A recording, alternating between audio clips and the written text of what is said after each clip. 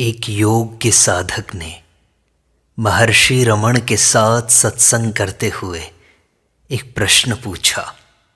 उसने पूछा कि महर्षि, जीव नाड़ी क्या है? क्या वह वास्तविक है या कपोल कल्पना? तब महर्षि रमण ने कहा, योगियों के कथनानुसार एक नाड़ी है जिसे जीव नाड़ी, आत्मा नाड़ी अथवा परानाड़ी कहते हैं। उपनिषदों का कथन है कि एक केंद्र है जहां से सहस्रों नाड़ियां शाखाओं में बट जाती हैं। कुछ लोगों के मतानुसार यह केंद्र मस्तिष्क में विद्यमान है तथा अन्य के मत में दूसरे केंद्रों में। गर्भोपनिषद के अनुसार भ्रूण का निर्माण तथा बालक की वृद्धि गर्भाशय में होती है। ऐसी मान्यता है कि शिशु के विकास के 7वें महीने में कपाल के मध्य मार्ग में उसमें जीव प्रवेश करता है।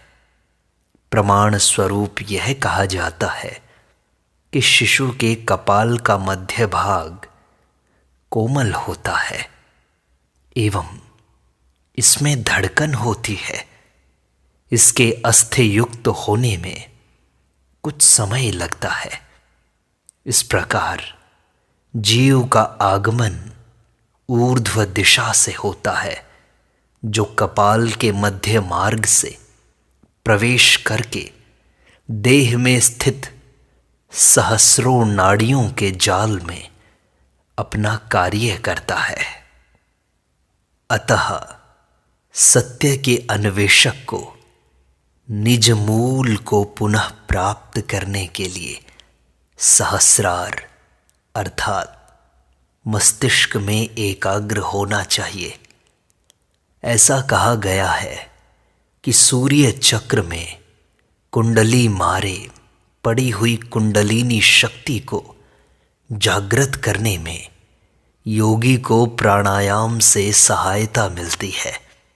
यह शक्ति सुषुम्ना नाम की नाड़ी में जागृत होकर रहती है, जो मेरुदंड के मध्य में स्थित है तथा मस्तिष्क तक जाती है।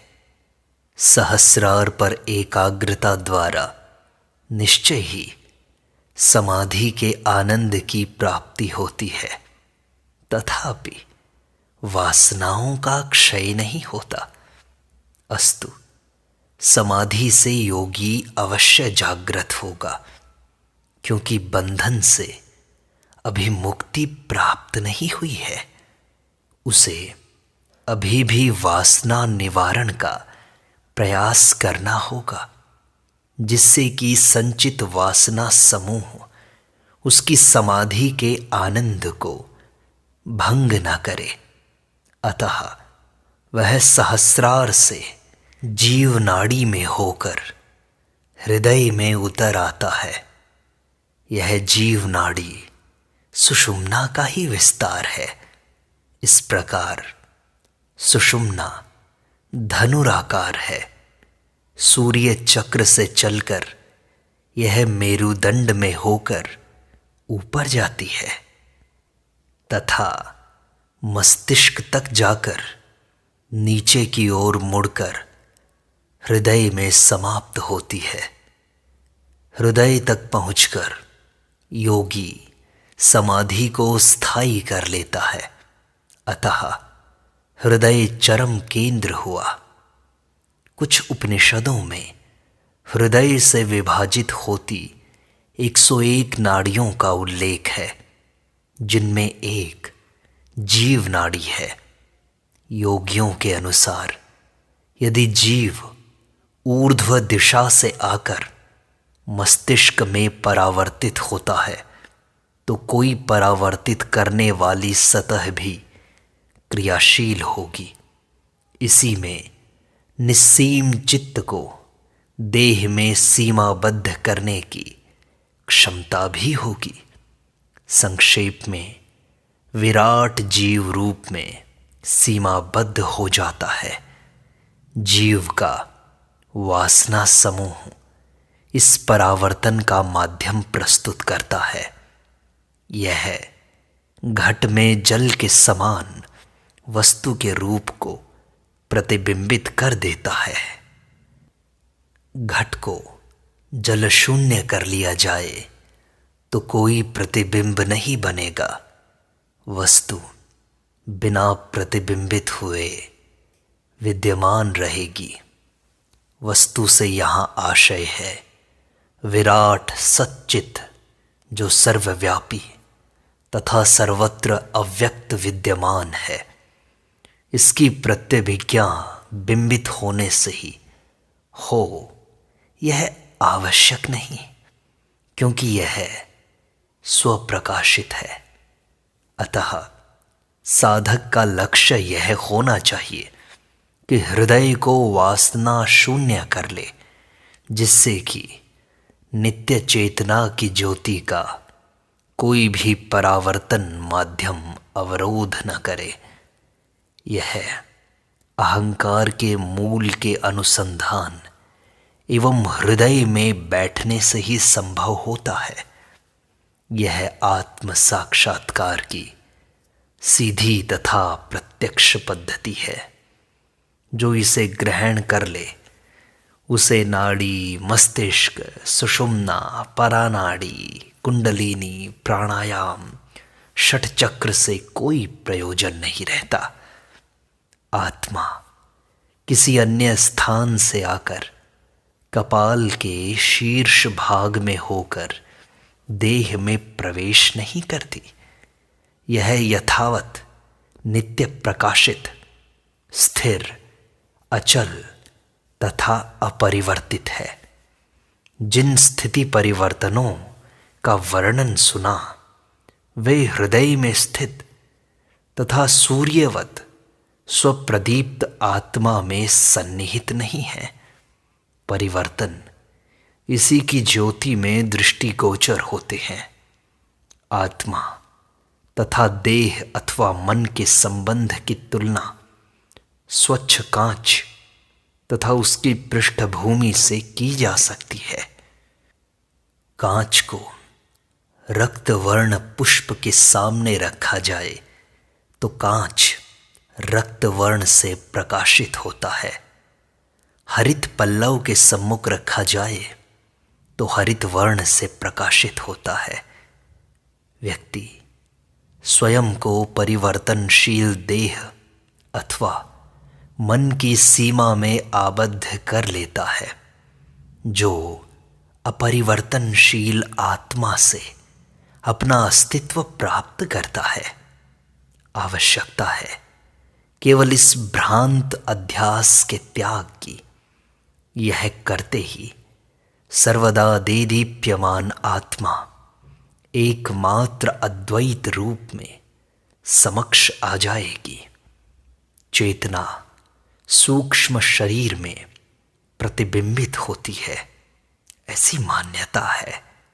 सूक्ष्म शरीर मस्तिष्क तथा इसमें से निस्सृत धड़ के समस्त भागों, विशेषतः मेरुदंड एवं सूर्य चक्र में होकर प्रसृत नाड़ी मंडल का संयोजन प्रतीत होता है। मैं जब पर्वत पर प्रवास कर रहा था उस समय नायण मुनि ने तर्क दिया कि वासनाओं का स्थान मस्तिष्क है, क्योंकि मस्तिष्क में असंख्य कोश हैं जिनमें वासनाएं समाहित होती हैं, जो हृदय से प्रक्षेपित आत्मा की ज्योति से प्रकाशित होती हैं। इसके फलस्वरूप ही मनुष्य कर्म अथवा चिंतन में रत होता है। परंतु मैंने कहा, यह किस प्रकार संभव है? वासनाएं मनुष्य की आत्मा के साथ ही रह सकती हैं, उससे अलग कभी भी नहीं। यदि तुम्हारे कथन के अनुसार वासनाएं मस्तिष्क में समाहित हैं तथा आत्मा का स्थान हृदय है, तो जिसका मस्तक काट दिया जाए उसे वासना मुक्त होकर पुनर्जन्म से छूट जाना चाहिए। तुम अवश्य स्वीकार करोगे कि यह सर्वथा असंगत एवं असंबद्ध है। तुम क्या यह कह सकते हो कि आत्मा वासना समूह सहित मस्तिष्क में रहती है? यदि ऐसा हो तो उस मनुष्य का सोते समय सिर लटक क्यों जाता है? इसके अतिरिक्त मनुष्य अपना सिर का स्पर्श कर मैं नहीं कहता, अतः सिद्ध हुआ कि आत्मा हृदय में स्थित है तथा वहीं अति सूक्ष्म रूप में वासनाएं विद्यमान हैं। हृदय से प्रक्षेपित होने पर वासनाएं आत्मा की ज्योति से संयुक्त हो जाती हैं तथा मनुष्य विचार रत हुआ कहा जाता है। जो वासनाएं आणविक अवस्था में दबी रहती हैं वे हृदय से मस्तिष्क तक आते जाते आकार में वर्धमान हो जाती हैं। मस्तिष्क वह पट है जिस पर वासनाओं की आकृति प्रक्षेपित होती है तथा यही वह स्थान है जहां इनका वृत्ति मूलक वितरण होता है। मस्तिष्क मन का स्थान है तथा मन इसी के माध्यम से कार्य करता है। अतः घटनाक्रम इस प्रकार है। जब कोई वासना मुक्त होकर सक्रिय होती है तो आत्मा की ज्योति से संबद्ध हो जाती है। यह हृदय से मस्तिष्क उन्मुख हो मार्ग में प्रवृद्ध होती जाती है तथा अंततः स्वयं समस्त क्षेत्र पर छा जाती है एवं कुछ काल तक अन्य समस्त वासनाएं निलंबित रहती हैं। मस्तिष्क में बिंबित होने पर विचार चित्रपट पर आकृति के समान दृष्टिगोचर होता है। तब ऐसा कहा जाता है कि मनुष्य को स्पष्ट वस्तुओं की अनुभूति हो रही है। उसे महान विचारक अथवा अनुसंधानकर्ता की संज्ञा प्रदान की जाती है, न तो वह विचार जिसे मौलिकता का महान विश्लेषण विशेषण प्रदान किया जाता है और न तथाकथित खोजी गई नवीन वस्तु अथवा देश वस्तुतः नवीन है एवं मौलिक है। यदि यह पूर्व में भी मन में न होता तो प्रत्यक्ष नहीं हो सकता था। यह अवश्य ही तब अति सूक्ष्म था, अतः अनुभवातीत था, क्योंकि यह अधिक प्रबल तथा अदम्य संकल्पों अथवा वासनाओं से दबा हुआ था। उनके व्यतीत हो जाने पर यह विचार उदित हो जाता है तथा एकाग्रता से आत्मा की ज्योति इसे सुस्पष्ट कर देती है, जिससे यह प्रभावशाली मौलिक तथा क्रांतिकारी प्रतीत होता है। वस्तुतः यह सर्वदा अंदर ही विद्यमान था। योग शास्त्रों में इस एकाग्रता को संयम की संज्ञा दी जाती है। इस प्रक्रिया द्वारा मनुष्य इच्छा पूर्ति करने में समर्थ होता है तथा इसे सिद्धि कहा गया है। इसी साधन से तथा कथित नव अनुसंधान होते हैं। यहाँ तक कि इस प्रक्रिया द्वारा नवीन संसारों की सृष्टि संभव है। संयम से सर्व सिद्धियां सुलभ होती हैं, किंतु जब तक अहंकार विद्यमान रहता है तब तक वे प्रकट नहीं होती। योग मतानुसार एकाग्रता की परिणति अनुभवकर्ता, अनुभव तथा जगत के विनाश में होती है। एवं तदुपरांत संचित वासनाएं यथा समय तुष्ट हो जाती हैं। यह एकाग्रता साधकों को नवीन जगत रचने तक की सामर्थ्य प्रदान कर देती है। योग वासिष्ठ के ऐंडव उपाख्यान तथा त्रिपुरा रहस्य के गंडशैल लोक में इसके उदाहरण दिए गए हैं। यद्यपि इन शक्तियों से शून्य व्यक्तियों को वे परम आश्चर्यजनक प्रतीत होती हैं, तथापि वे अनित्य हैं। जो अनित्य है उसकी कामना व्यर्थ है। ये समस्त चमत्कार एकमात्र परिवर्तन शून्य आत्मा में ही समाहित है। अस्तु, जगत अंतस्थ है, बाह्य नहीं। समस्त ब्रह्मांड देह में घनीभूत है तथा समस्त देह हृदय में घनीभूत है। अतः हृदय समस्त ब्रह्मांड की नाभि है। इस प्रकार संयम के अंतर्गत भिन्न भिन्न सिद्धियों हेतु देह के विविध अंगों पर एकाग्रता का विधान है। विश्व अथवा विराट भी ब्रह्मांड को देह की सीमा में ही समाहित किए हुए कहा गया है। पुनः कहा जाता है, जगत मन के अतिरिक्त कुछ नहीं, मन हृदय के अतिरिक्त कुछ नहीं। यही संपूर्ण सत्य है। इस प्रकार हृदय सर्वस्व स्वयं में समाहित किए हुए है। श्वेत केतु को गूलर के बीज के उदाहरण द्वारा इसी सत्य का उपदेश दिया गया है।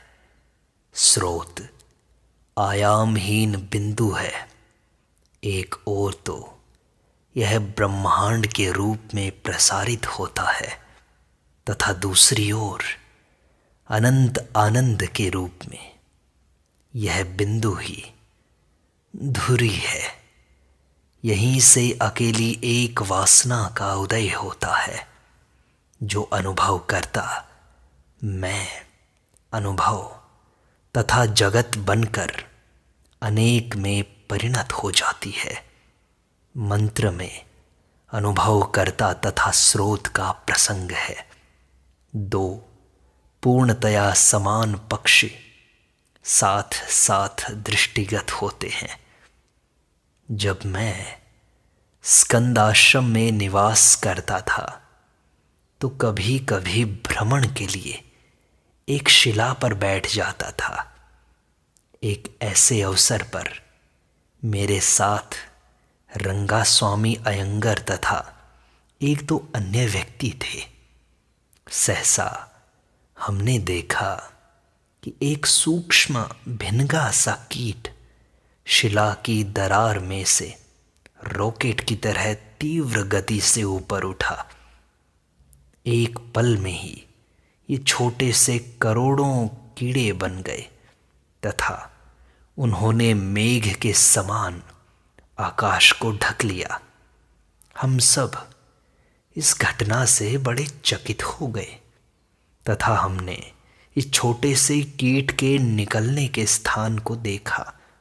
हमने देखा कि उस स्थान में सुई की नोक के बराबर छिद्र था तथा इतने अल्प काल में ही इसमें से इतने पतंगे नहीं निकल सकते थे। इसी प्रकार अहंकार रॉकेट के समान ऊपर उठकर तत्क्षण ब्रह्मांड रूप विस्तीर्ण हो जाता है। अस्तु, इस प्रकार हृदय ही केंद्र हुआ। मनुष्य इससे कभी भी दूर नहीं हो सकता। दूर हुआ तो मर गया समझो। उपनिषदों के अनुसार यद्यपि जीव भिन्न भिन्न अवसरों पर अन्य केंद्रों के माध्यम से कार्य करता है, तथापि वह हृदय का कभी परित्याग नहीं करता। केंद्र कार्य के स्थान मात्र हैं। आत्मा हृदय से उसी प्रकार आबद्ध है जिस प्रकार गाय खूंटे से बंधी होती है। रज्जू की लंबाई क्रियाओं को नियंत्रित रखती है। इसका समस्त भ्रमण खूंटे के चारों ओर परिसीमित होता है। रेशम का कीट पत्ते पर रेंगता है तथा पत्ते का छोर आने पर वह नवीन आधार की खोज करता है। ऐसा करते समय कीट पत्ते को पीछे के पैरों से पकड़कर देह को उठाकर दूसरा पत्ता पकड़ने से पूर्व इधर उधर हिलाता है। आत्मा को भी इसी प्रकार जानो। यह हृदय में निवास करती है तथा परिस्थितियों के अनुसार अन्य केंद्रों का ग्रहण करती है। तथापि इसके कार्यकलाप हृदय के चतुर्दिक केंद्रित होते हैं। महर्षि, आप आत्मविश्लेषण की बात करते हैं, पर उस अवस्था में भी आनंद नहीं मिलता। आनंद नहीं है, यह भी तो एक विचार है। आत्मा शुद्ध आनंद मात्र है। तुम आत्मा हो, अतः तुम आनंद के अतिरिक्त कुछ नहीं हो। इस प्रकार से अस्तित्ववान होकर तुम्हारे लिए यह कथन संभव ही नहीं कि आनंद नहीं है। जो यह कहता है वह आत्मा नहीं है, यह अनात्म है तथा आत्मानंद की अनुभूति हेतु अनात्म का विसर्जन आवश्यक है। महर्षि, इसका उपाय क्या है फिर? विचारों का मूल कहाँ है, यह खोजो। यह स्थान मन है। यह खोज करो कि मन अथवा बुद्धि किसके लिए क्रियाशील हैं। ये अहंकार के निमित्त क्रियाशील है। बुद्धि का अहंकार में विलय करके अहंकार के मूल का अनुसंधान करो, फिर अहंकार का लोप हो जाएगा। मुझे ज्ञान है या मुझे ज्ञान नहीं है, ये कथन इस तथ्य की ओर इंगित करते हैं कि ज्ञाता तथा ज्ञेय हैं, द्वैत है। आत्मा शुद्ध है, पूर्ण है, एकमात्र है, अद्वैत है। आत्माएं दो नहीं हैं कि एक दूसरी को जाने। तो फिर द्वैत क्या है? यह आत्मा नहीं हो सकती जो एक है, तथा अद्वैत है, यह अनात्मा ही हो सकता है। द्वैत अहंकार की विशेषता है। विचारों के उदय के साथ द्वैत विद्यमान रहता है। इसे अहंकार रूप जानो तथा इसके मूल का अनुसंधान करो। विचारों के अभाव की सीमा ही तुम्हारे आत्म साक्षात्कार की दिशा में हुई प्रगति की सूचक है। किंतु आत्म साक्षात्कार स्वयं प्रगति से असंबद्ध है। यह तो हमेशा एक जैसा रहता है। आत्मा हमेशा साक्षात रहती है। बाधा विचारों की है, आत्मा हमेशा है। इसकी अनुभूति में बाधाओं के निराकरण की सीमा ही प्रगति का मापदंड है। अस्तु, विचार किसे आए, यह अनुसंधान करो। विचार करके इन विचारों का निरोध आवश्यक है। अतः विचारों के उस मूल तक जाओ जहाँ पहुँचने पर विचार खत्म हो जाते हैं, मन नष्ट हो जाता है, अहंकार नहीं रहता, केवल वास्तविक सत्ता रहती है जिसे आत्मा कहते हैं। वही आनंद है, वही साक्षात्कार है।